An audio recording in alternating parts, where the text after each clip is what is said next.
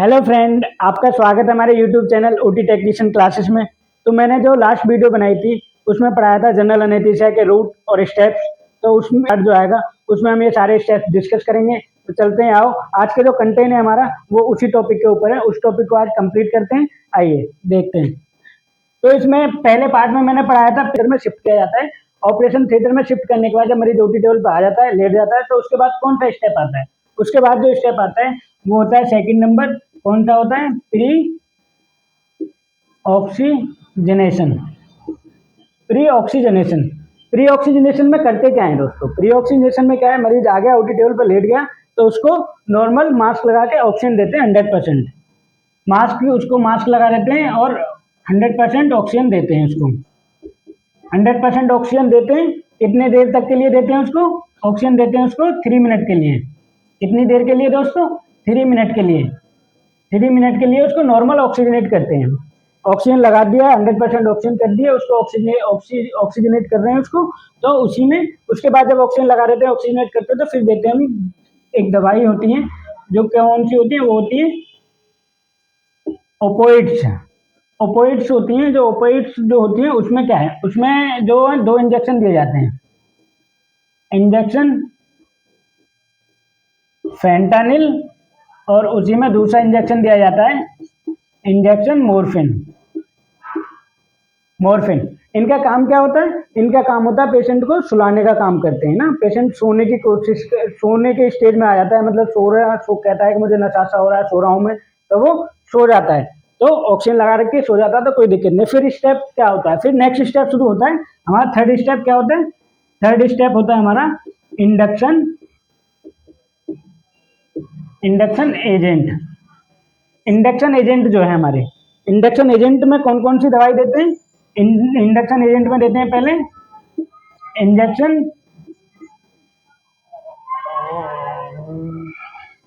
Injection देते हैं thiopentone और इंजेक्शन प्रोपोफोल और इंजेक्शन इटोमिडेट, और देते हैं उसमें इंजेक्शन केटामाइन देते हैं दोस्तों।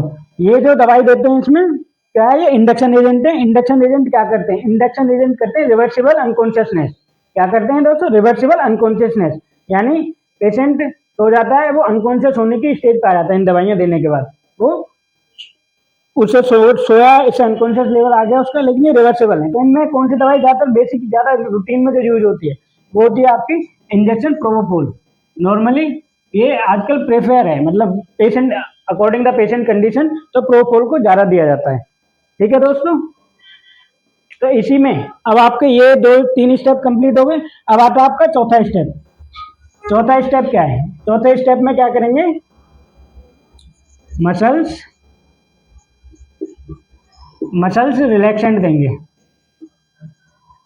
मसल्स रिलैक्सेंट में क्या देंगे मैं बताता हूँ। मसल्स रिलैक्सेंट में देंगे इंजेक्शन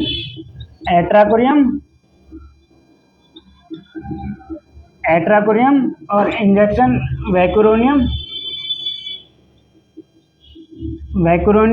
और इंजेक्शन रोकुरोनियम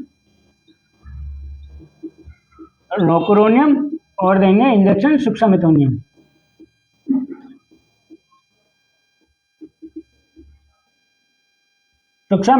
ये 4 ड्रग्स इसमें देंगे। और भी कई ड्रग्स होती हैं, लेकिन जो बेसिक ज्यादा यूज में होती हैं वो ये होती है। एट्राकोरियम और वैकुरोनियम क्या है? ये मीडियम एक्टिंग है, और जो सुक्सामिथोनियम है जो शॉर्ट एक्टिंग है। शॉर्ट एक्टिंग मतलब आरएसआई में सबसे ज्यादा इसका इस्तेमाल होता है। आरएसआई रैपिड सीक्वेंस इंटूबेशन में ज्यादा इस्तेमाल होता है इसका। ठीक है दोस्तों, ये हमारे 3 स्टेप मैंने बताए। इसमें 2, 3, 4, मतलब 2, 3, 4 क्या है? प्री ऑक्सीजनेशन बता दिया है, ओपोइड्स बता दिया, इंडक्शन एजेंट बता दिया, मसल रिलैक्सेंट बता दिया।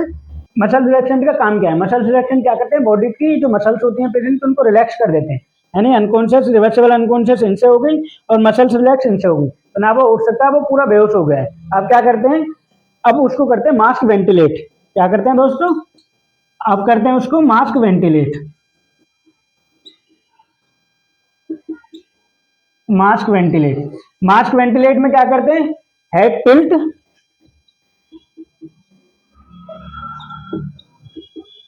हेड टिल्ट, जॉ थ्रस्ट और चिन लिफ्ट क्या है? हेड टिल्ट, हेड पीछे की तरफ, जॉ थ्रस्ट जो आगे की तरफ, चिन लिफ्ट। तो ये मास्क वेंटिलेट करते हैं। उसके बाद जो स्टेप आता है, उसके बाद मास्क वेंटिलेट कर लिया, उसके बाद जो आपका स्टेप आता है, वो स्टेप आता है आपका 5वां। वो कौन सा होता है? वो होता है इंटूबेशन। इंटूबेशन में क्या रखते हैं? पहले रखते हैं लैरिंगोस्कोप विद ब्लेड, फिर रखते हैं एटी ट्यूब। एटी ट्यूब मतलब एंडोट्रेकल ट्यूब, एंडोट्रेकल ट्यूब। फिर क्या रखते हैं इसमें? दूसरी रखते हैं एलएमए। एलएमए क्या होती है? LMA laryngeal mask airway. Laryngeal mask airway ये हो गई इसकी लैरिंगल। फिर और एक और रख लेते हैं आई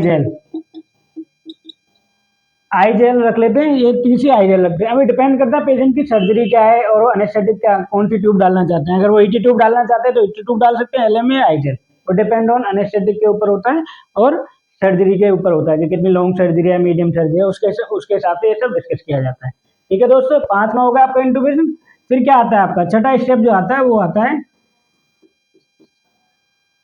anaesthesia. Anaesthesia maintain. Anaesthesia maintain, ये देखो मोस्ट इंपोर्टेंट है। आपने पेशेंट को पूरा बेहोश कर दिया, ट्यूब डाल दी है, पेशेंट वेंटिलेटर पे आ गया है, मशीन पे जो अनेस्थीसिया वर्क स्टेशन होता है उससे वेंटिलेट कर रहे हैं पेशेंट को। तो ये सारी चीजें होगी तो अब क्या है? अगला स्टेप क्या है? अनेस्थीसिया को मेंटेन भी तो करना है उसको, मतलब जब तक की ड्यूरेशन है सर्जरी, जब तक चलेगी, यानी 2 घंटे, 1 घंटे, 4 घंटे, 6 घंटे, जितने टाइम भी चलेगी, तो तब तक अनेस्थीसिया मेंटेन करके भी तो रखनी है। अनेस्थीसिया मेंटेन कितनी चीजों से रखते हैं? पहला होता है आपका इनहेलेशनल एजेंट और दूसरे होते हैं आपके इंडक्शन एजेंट। इंडक्शन एजेंट, अब कुछ इंडक्शन एजेंट का इन्फ्यूजन भी दे देते हैं।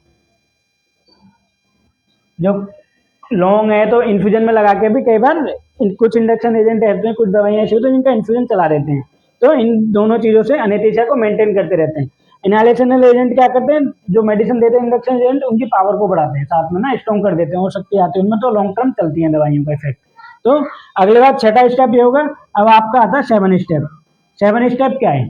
7 स्टेप में देखो सर्जरी डन होने की ऑलमोस्ट, अनेस्थीसिया मेंटेन कर रहे हैं। अगर 7 स्टेप है, 7 स्टेप बोलते हैं रिवर्सल।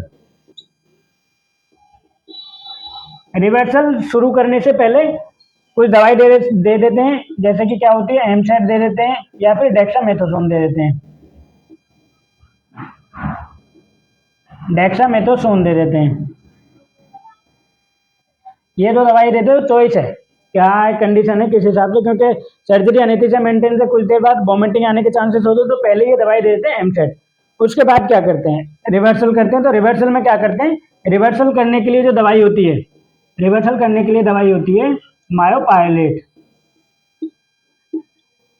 मायोपायलेट, कई जगह अगर मायोपायलेट नहीं मिल पा रही है तो इसका दूसरी भी कुछ दवाई होती है जिनको मिला के मायोपायलेट की कमी पूरी कर सकती है। कौन सी होती है? वो होती है न्यूस्टिजमिन प्लस ग्लाइकोपायलेट।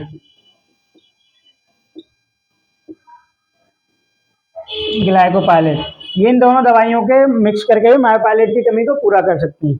ये हो गया। अब ये देने के बाद मरीज क्या है? मरीज होश में आना शुरू होता है धीरे धीरे ना, मूवमेंट करता है, हाथ हिलाना शुरू करता है, उसको आंखें खोलता है। जब वो होश में आने आ जाता है पूरी तरीके से, अपनी खुद से सांस लेना शुरू कर देता है, जब खुद से सांस लेना शुरू कर देता है तो हमने 5वें नंबर जो ट्यूब डाली है उसको ना, फिर उस ट्यूब को निकाल देते हैं। 8वां स्टेप आता है आपका एक्सटूबेशन।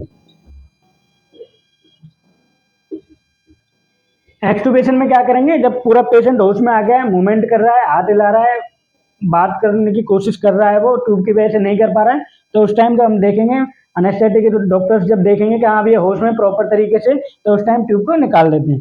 क्या करते हैं? ट्यूब को आउट कर देते हैं। आउट ट्यूब, जैसे ईटी ट्यूब है जो डाली है। कैसे निकालते हैं? ET2 सब सक्शन करते हुए, सक्शन मशीन करते हुए, जो सक्शन होता है सक्शन कैथेटर से सक्शन मशीन में कनेक्ट करके और फिर सक्शन करते हुए ट्यूब को 100% ऑक्सीजन के साथ बाहर निकाल देते हैं।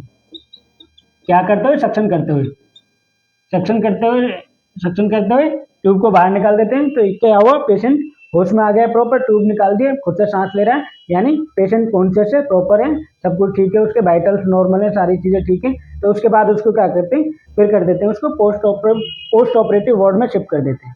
पोस्ट ऑपरेटिव वार्ड में शिफ्ट करने के बाद उसकी वाइटल मॉनिटरिंग वगैरह होती है। उसके बाद ये हमारा जो टॉपिक था ओटी का, ये हमारा क्लियर हो चुका है। यहाँ पे जनरल एनेस्थीसिया के 8 स्टेप्स पूरे हो गए। तो ठीक है दोस्तों, अगर आपको हमारी वीडियो अच्छी लगी है तो उसको लाइक करना, कमेंट में बताना हमें कुछ और करना है तो, और प्लीज़ सब्सक्राइब करना और बेल आइकन दबाना ना भूलें। और अगली जो वीडियो लेके आएंगे और अच्छी लेके आएंगे और बेस्ट लेके आएंगे। Thank you.